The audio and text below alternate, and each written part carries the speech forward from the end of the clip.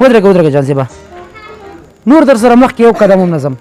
په لوږې دې مړ کړم هسې مې ګرځئ راګرځئ پیسې هم نشته ده باید ډوډۍ وخورو سوچ وکړه چې پیسې هم نشته ډوډۍ باید څنګه وخورو سوچ وکړه سوچ سوچ آیډیا راغله درغله آیډیا راغله واچو پنجاله زه چې ځو څه کوم سوپ دکان دی هغه یو او ورځو پې ورځه پې راځه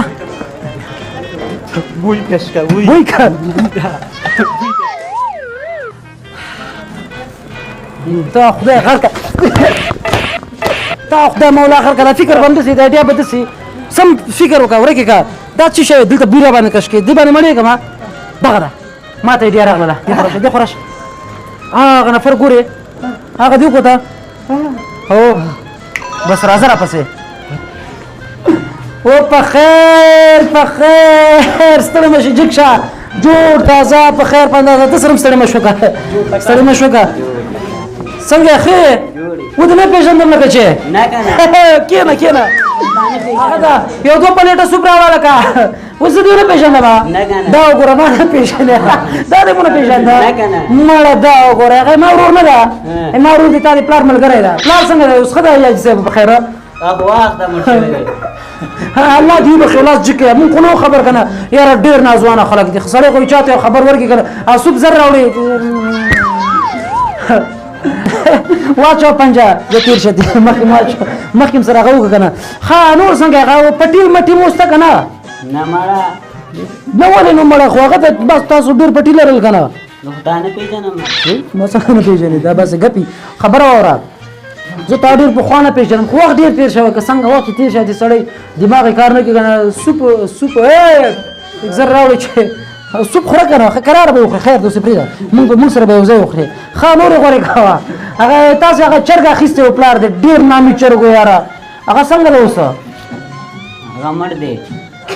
چرګ هم مړ ده پلار دې مړ ده زه خیر ده سوپ ښه استاذه لږ زر که سوپ راوړه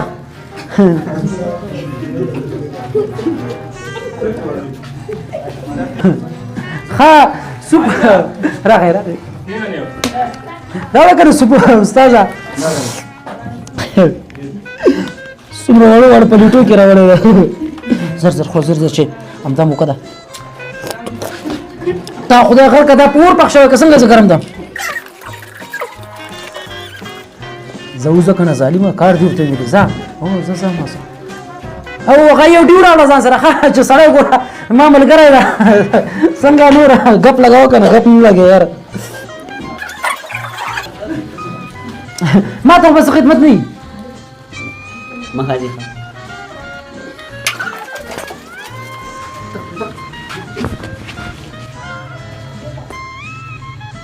دا څوک و دا څه لیونی دا ما بیخي لیدلي الو څه شی پیسې نیک ناز ده که نه نیکه درکې که نه ډېر چغې مه موږ نیک ډېر غوسهناک ده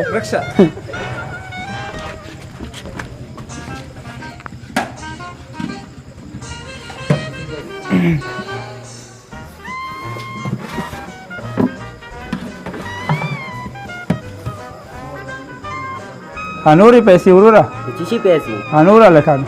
او زه نه پېژنم